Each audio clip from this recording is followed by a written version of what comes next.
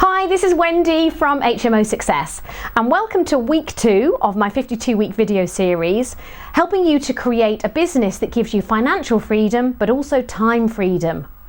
This week I'd like to focus on planning. I'm sure you've heard it said, if you fail to plan, you plan to fail. And in my life I can tell you there have been lots of occurrences where I wished that I'd done better planning. And by failing to plan, I've let other people down and I've often let myself down.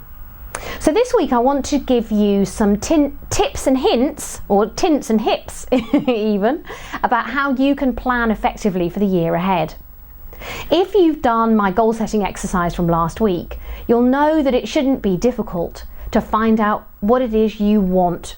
What do you want to achieve this year? And the image I'd like you to think about for a moment is that of a bookshelf. A bookshelf with a number of books lying perhaps a little bit higgledy-piggledy upon that bookshelf. And what those books need is 2 bookends that will give that shelf and those books structure. And what are those bookends? Well, this bookend on this side of the bookcase, this one on your right, is the bookend of what? This is the goal. This is the ultimate end goal for this year that you want to achieve. And if you followed my video from last week, you'll know what that what is.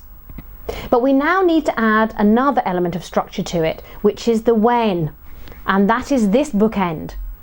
This is probably going to be the end of this year, which is when you will achieve this goal, but it might be sooner.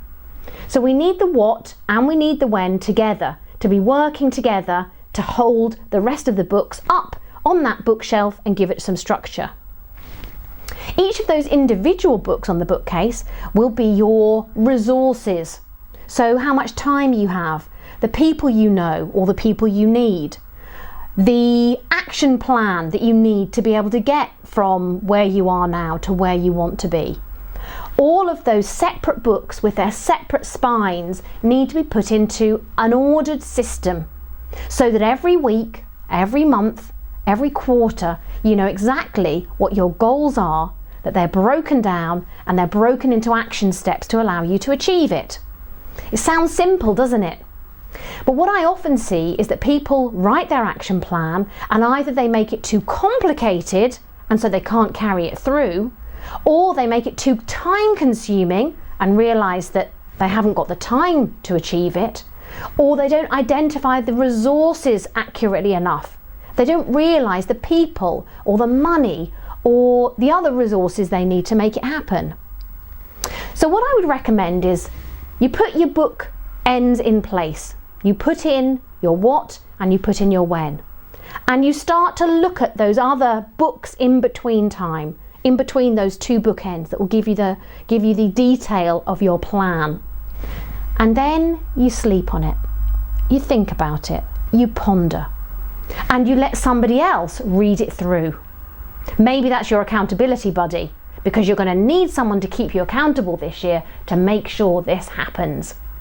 So think about it like a bookcase with 2 bookends and the books with the spines showing you who, what and how.